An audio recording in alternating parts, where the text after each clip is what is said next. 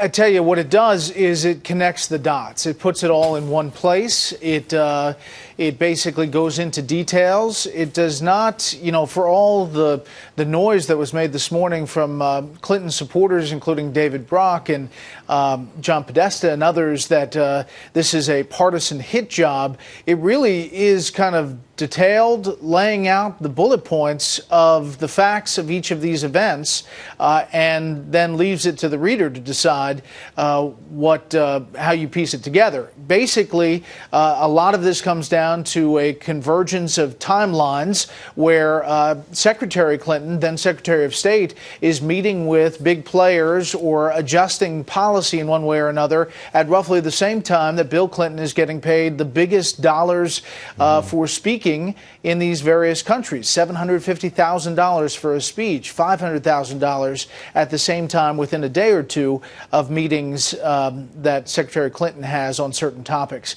That's just one of the aspects of this connecting the dots, and that's why it's, you know, I guess getting a lot of attention. We'll have a piece on it Friday on Fox News Channel at 10 p.m. Eastern. You know, it's people can complain about the exclusives that different media outlets have with the author, but we do have to point out it's pretty interesting because the criticism hasn't come from the far right, if you will, and the New York Times, the Washington Post, all taking note that there's something about this book, to your point, connecting the dots. There's one chapter that says warlord economics, the Clinton do Africa, and it just feels like they would do, you know, again, the implication is they would do and meet with anyone for the right amount of money. Listen, each chapter could be its own hour. I'll just put it that way. And the New York Times was working on one of these aspects of this funding by itself, irrespective of the book, and then the book came in, from what I understand. And so the New York Times, the Washington Post, and Fox News have been digging into this for a while.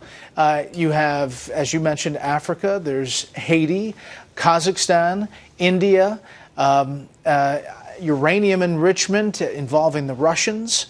It is expansive, Charles, and when you get into all of the details and you kind of get down into the weeds, it is interesting to see how it all connects.